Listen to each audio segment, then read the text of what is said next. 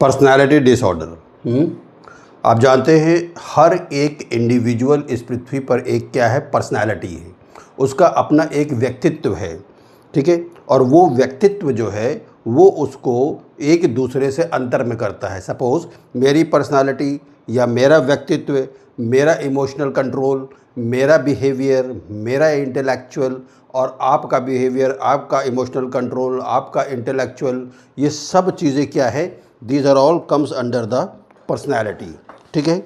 और यही जब जितनी भी चीज़ें मैंने आपको बताई है, जब ये चीज़ हम पे भारी पड़ने लगती है तब क्या होता है, पर्सनैलिटी डिसऑर्डर। पर्सनैलिटी जो है बेटा, that is defined as the intellectual.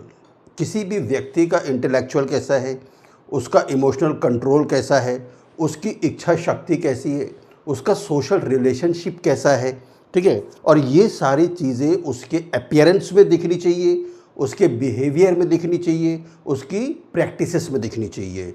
ये क्या है, दिस इज़ अ पर्सनैलिटी, ठीक है। उसका इंटेलेक्चुअल, ठीक है, इमोशनल कंट्रोल, ऐसा नहीं कि बात बात पे तुम्हारे सामान रो दे,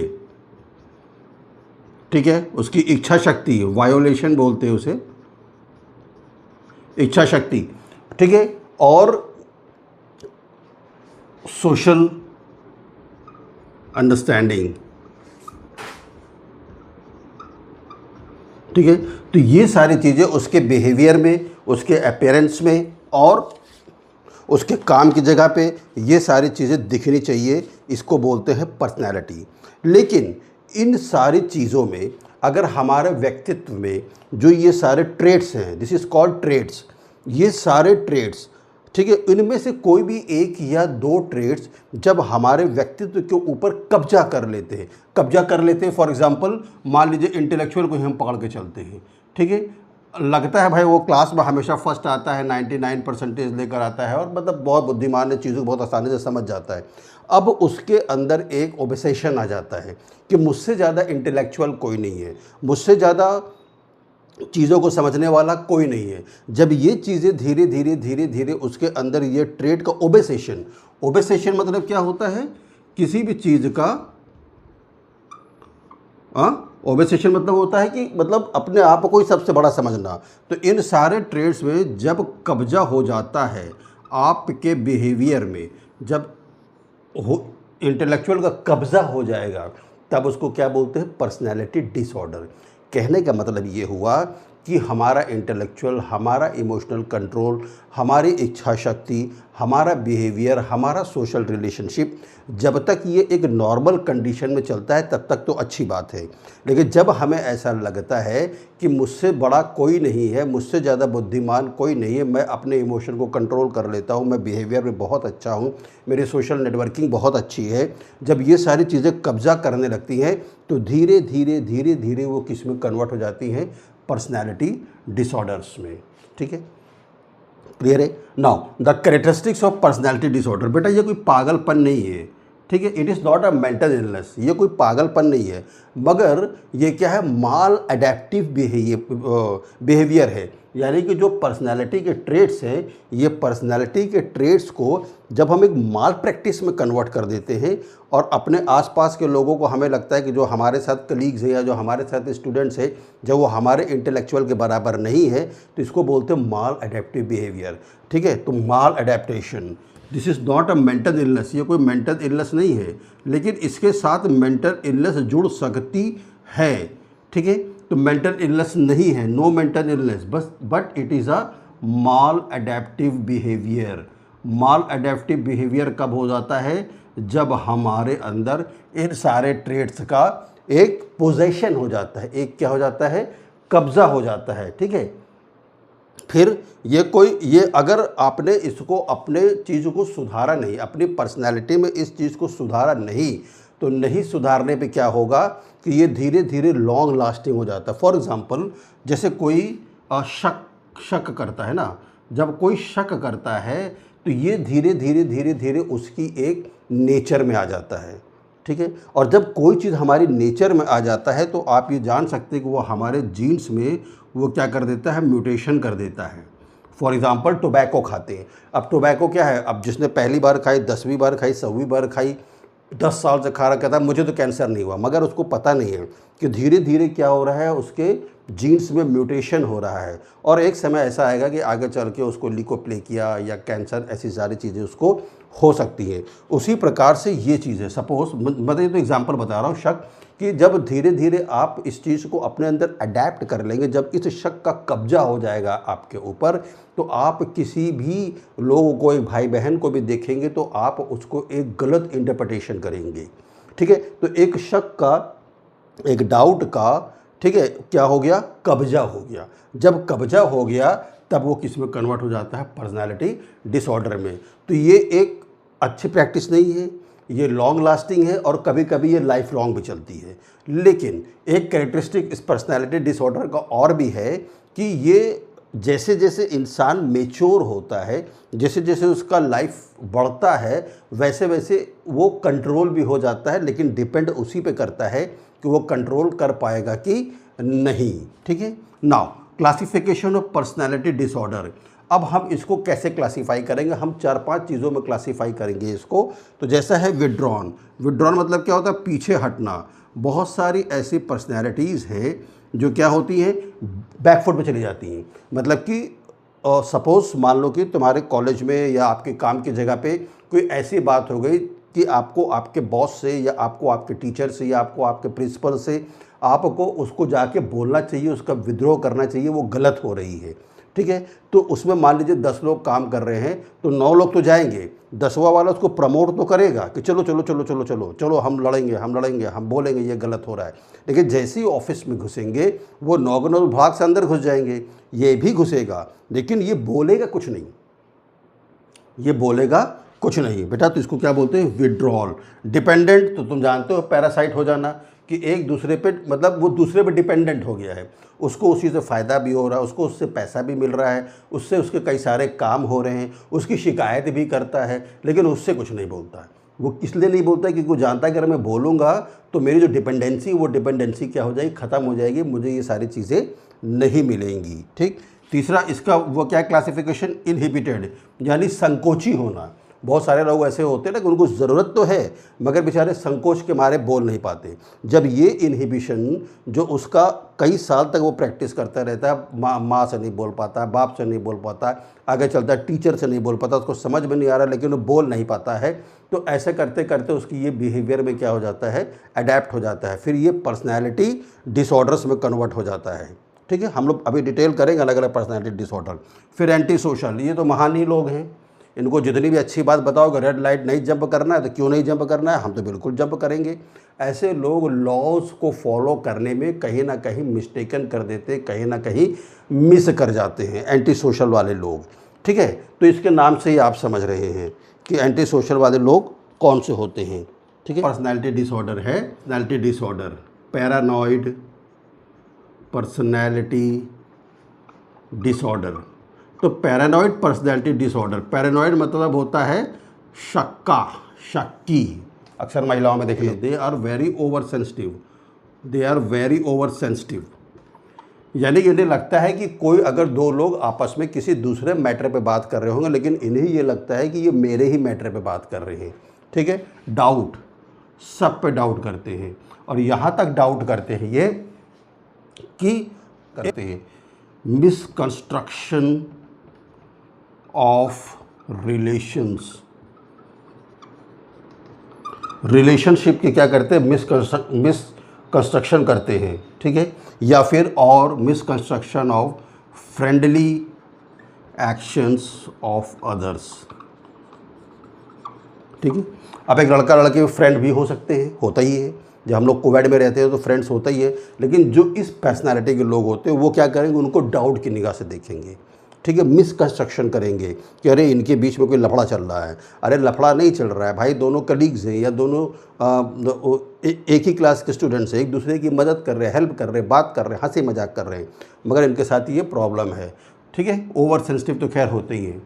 दूसरी बेटा स्किज़ॉइड पर्सनैलिटी डिसऑर्डर, स्किज़ॉइड पर्सनैलिटी डिसऑर्डर। ठीक है, डिसऑर्डर ये क्या होते हैं, दे आर इमोशनली कोल्ड, ठीक है। इमोशनली कोल्डनेस, इमोशनली कोल्ड है मतलब कोई रिएक्ट नहीं कर रहे हैं ना।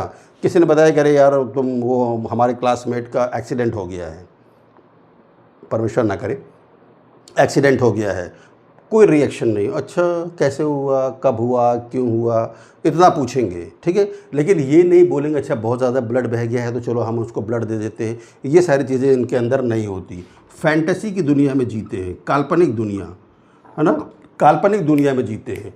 काल्पनिक दुनिया में अरे फ्रेंड का एक्सीडेंट हो गया, फिर किसी ने बताया कि यार डॉक्टर बहुत अच्छा था और उस डॉक्टर ने उसकी जान बचा ली, तो अपने आप को उस डॉक्टर के इमेज में क्या करने लगते हैं, बिल्ड कर, कल्पना करने लगते हैं कि मैं ही वो डॉक्टर हूँ, मैंने ही उसको बचाया, ये सारी चीज़ें, ठीक है। इंट्रोस्पेक्टिव, ये इंट्रोस्पेक्टिव होते हैं। इंट्रोस्पेक्टिव मतलब होता है आत्मविश्लेषी, अपने आप में ही आत्मविश्लेषण ये करते रहते हैं, ठीक है, आत्मविश्लेषी। एंशियस, नंबर 3 एंशियस, या इसको अवॉइडेंट भी है, ये avoidant personality disorder, avoidant personality disorder. अब इसके नाम से समझ आ, टेंशन में रहेंगे, परवेजिव टेंशन, परवेजिव टेंशन मतलब होता है व्यापक तनाव, तनाव में रहेंगे, एडिटा में रहेंगे। एप्रीहेंशन, आशंका, एप्रीहेंशन इसे बोलते हैं। तो अब तुम लोग अपने आप को वजन कर लो कि आप लोग कहाँ पर हो, ठीक है। एप्रीहेंशन में रहेंगे, इनको डर हमेशा लगा रहता है कि कहीं ये रिजेक्ट ना हो जाए, हाइपर सेंसिटिविटी टू रिजेक्शन, मतलब कि इनको डर लगता है कि कोई रिलेशनशिप अगर हमारा बन रहा है, फ्रेंड बन रहा है, गर्लफ्रेंड बन रहा है, जो भी बन रहा है, इनको डर लगता है कि कहीं वो रिजेक्ट ना हो जाए, ठीक है। दूसरा, इनको हमेशा ये पोटेंशियल डेंजर रहता है। पोटेंशियल डेंजर मतलब कि ये हमेशा ये सोचते रहते हैं कि अगर मैंने ये किया तो ये हो जाएगा, मैंने ये किया तो ये हो जाएगा, मैं रोड पे चल रहा हूँ और मैं हाईवे पे चल रहा हूँ, अचानक से मेरी कार का ब्रेक फेल हो जाएगा, मतलब पहले से ही अपने आप में ये एंग्शियस रहते हैं। डिपेंडेंट पर्सनैलिटी डिसऑर्डर, अब ये तो नाम से ही तुम समझ गए, पैरासाइट से ही है।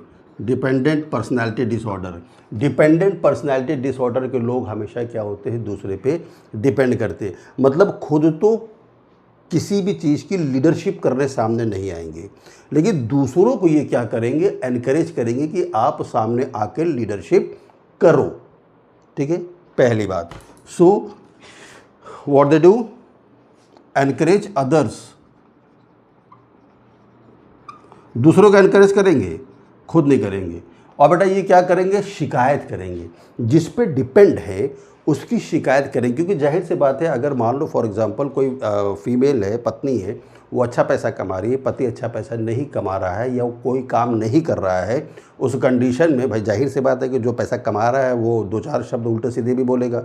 जब 2-4 शब्द उल्टे सीधे भी बोलेगा तो वो क्या करेगा, उन बातों की शिकायत जाके दूसरे से करेगा और ये उम्मीद करेगा कि वो आके उसकी वाइफ को समझाए कि ऐसा करना सही नहीं है।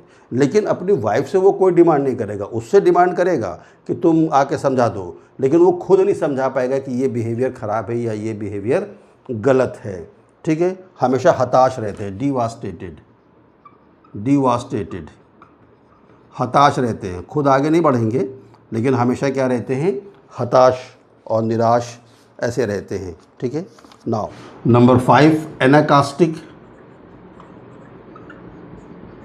या ऐसे बोलते हैं ओबेसेसिव कंपल्सिव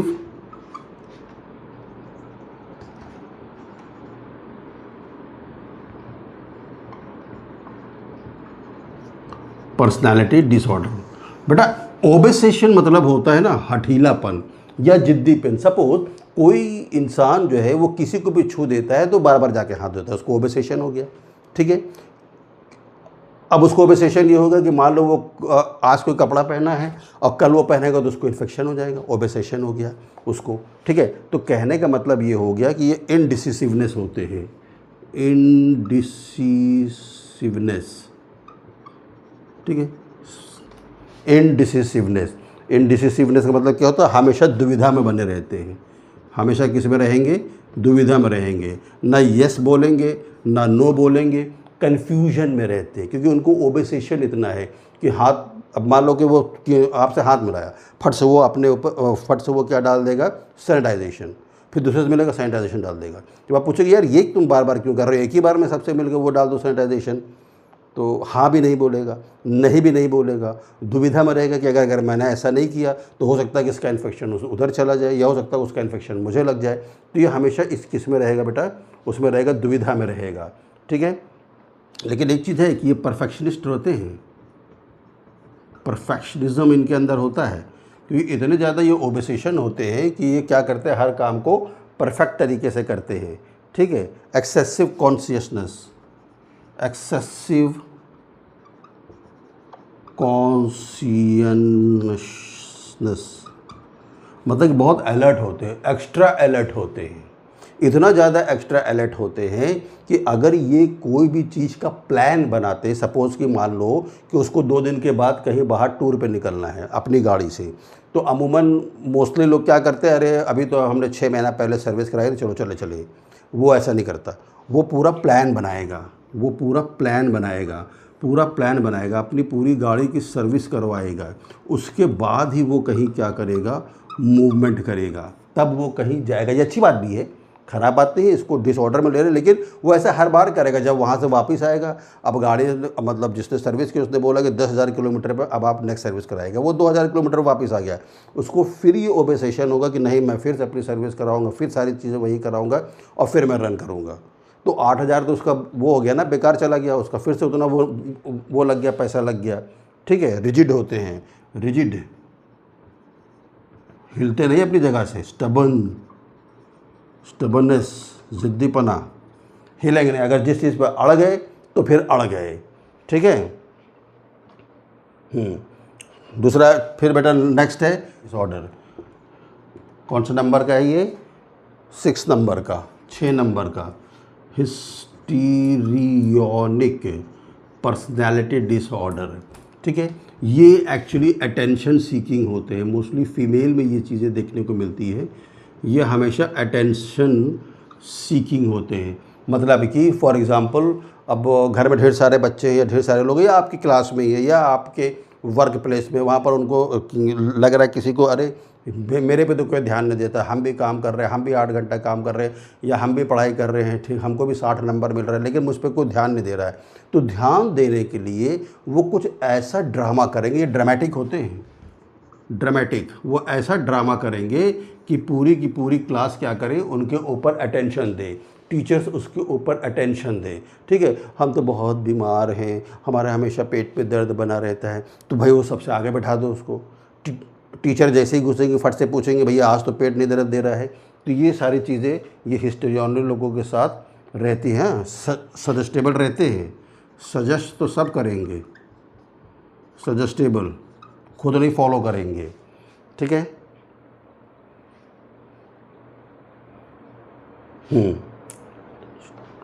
और मैनिपुलेटिव, चीज़ों को मतलब बात को इधर उधर वो करेंगे, क्या बोलते हैं, बहकाएंगे, पूछेंगे कुछ जवाब देंगे कुछ, ठीक है।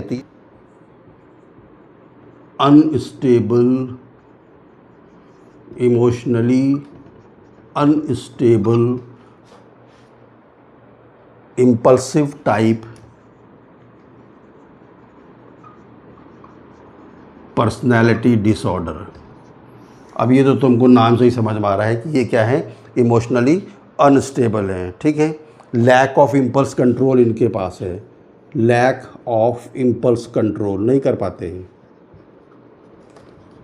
अरे तुम क्या बोलते हो, तुम्हारे फ्रेंड को पेट में दर्द है और तो एकदम पागल जैसे हो जाएंगे, क्यों दर्द था, कैसे दर्द था, हमें अभी ले चलो, हमें अभी हमें अभी उसके पास जाना है। लैक ऑफ इम्पल्स कंट्रोल रहता है इनके पास, ठीक है। आउटबस्ट ऑफ वायलेंस, तुरंत मारपीट पे उतारू हो जाते हैं, आउटबस्ट ऑफ वायलेंस, हाँ, थ्रेटनिंग भी करते हैं, धमकी भी देंगे।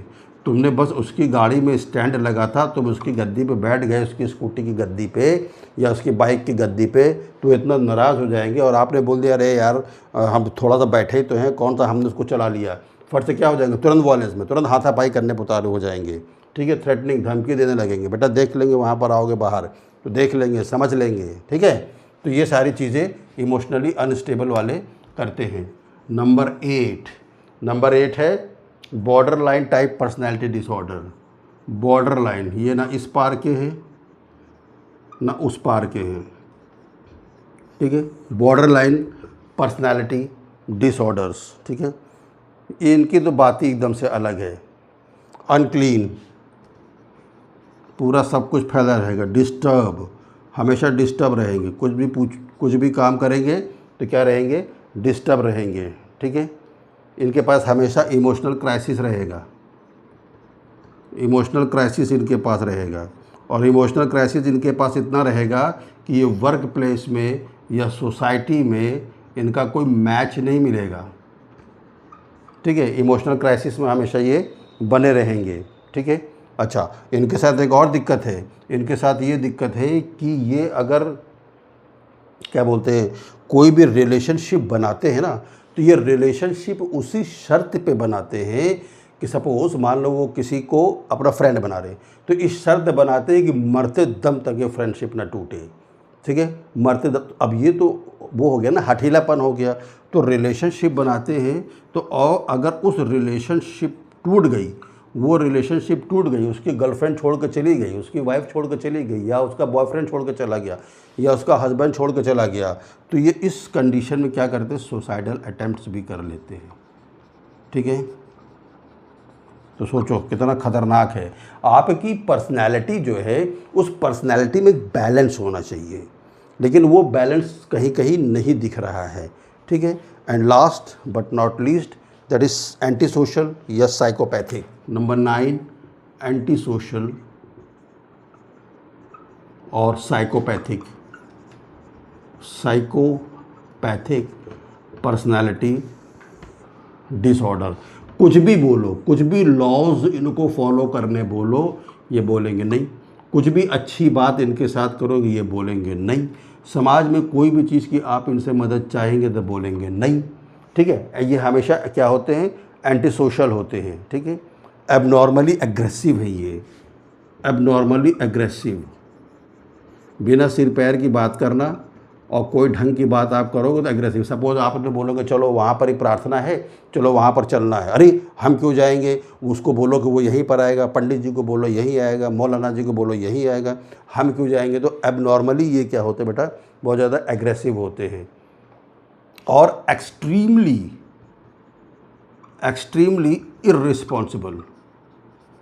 इर्रिस्पॉन्सिबल, कोई इनके अंदर रिस्पॉन्सिबिलिटी वाली वो नहीं रहती है। अरे हमें नहीं जाना प्रार्थना में, वो आया तो ठीक, नहीं आया तो ठीक, ये किया तो ठीक, नहीं किया तो ठीक।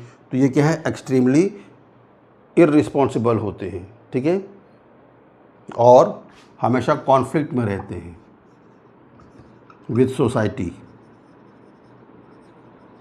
कुछ भी इनको सोसाइटी में कुछ भी बात इनको बोलो, या कोई भी ढंग की चीज़ बोलो, या बोलोगे आज हमारे सोसाइटी में फंक्शन है, या हमेशा उसका अपोजिट ही काम करेंगे। So they are antisocial and psychopathic, ठीक है।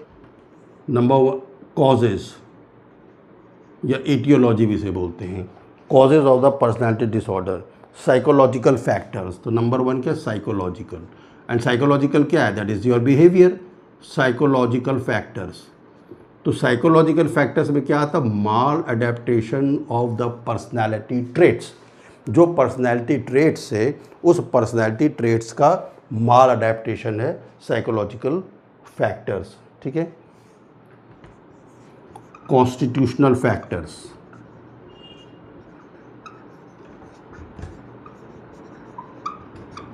ठीक है। जेनेटिक या हेरिडिटरी फैक्टर,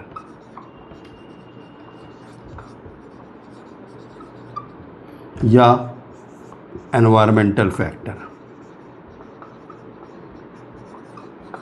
तो ये सारे फैक्टर्स हैं, इसके कॉजेज़ हैं, ठीक है, जिसकी वजह से ये पर्सनैलिटी डिसऑर्डर क्या होता है, डेवलप हो जाता है, ठीक है।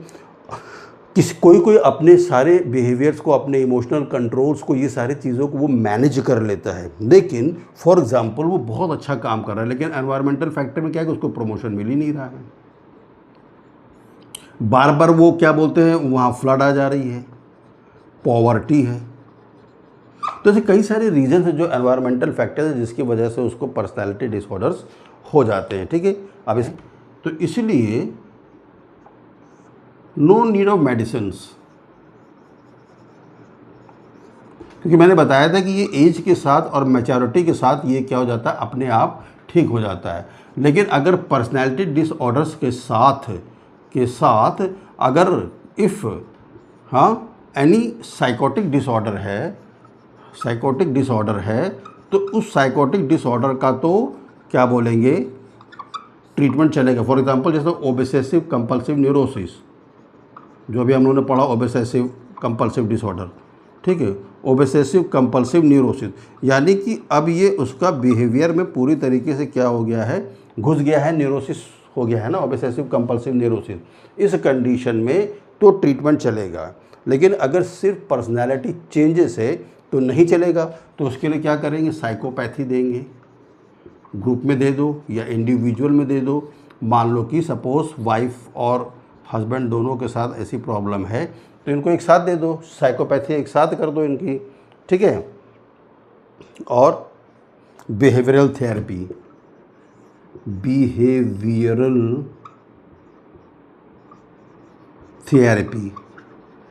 तो ये दो जो साइकोथेरेपिस्ट होते हैं या जो साइकेट्रिस्ट वाले होते हैं वो लोग करते हैं, और नर्सेज भी इसको करती हैं। अब मान लो कि कोई ऐसा सोशल एनवायरनमेंट है, मैनिपुलेशन कर दो, मैनिपुलेशन ऑफ सोशल एनवायरनमेंट।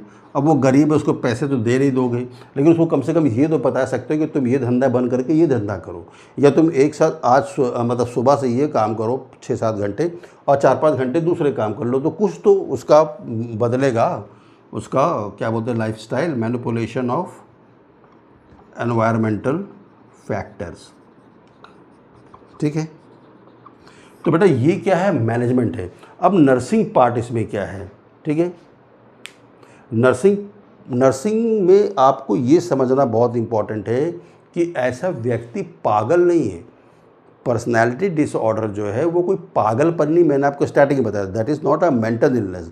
तो आपको ये समझना है, इसलिए उसको बिहेवियरल थेरेपी देना है, काउंसलिंग करना है, ठीक है, और कोशिश करना है कि उसका ये बिहेवियर ठीक हो जाए। ओके, अगर अब इस सारी जो 9 प्रकार के मैंने आपको पर्सनालिटीज़ बताई हैं, उस पर्सनालिटीज़ के जो डिसऑर्डर्स बताए हैं, वो सारे डिसऑर्डर्स आप अपने आप में कैलकुलेट कर लो कि आप किस स्थिति से गुजर रहे हो। If you are a normal, अगर आप अपने इमोशन भी कंट्रोल कर ले रहे हो, अपने इंटेलेक्चुअल्स के हिसाब से भी काम कर ले रहे हो, आपका सोशल नेटवर्किंग या सोशल मिक्सिंग बहुत अच्छा है, ये सारी चीज़ें आप बेहतर तरीके से कर पा रहे हो, देन यू आर नॉर्मल।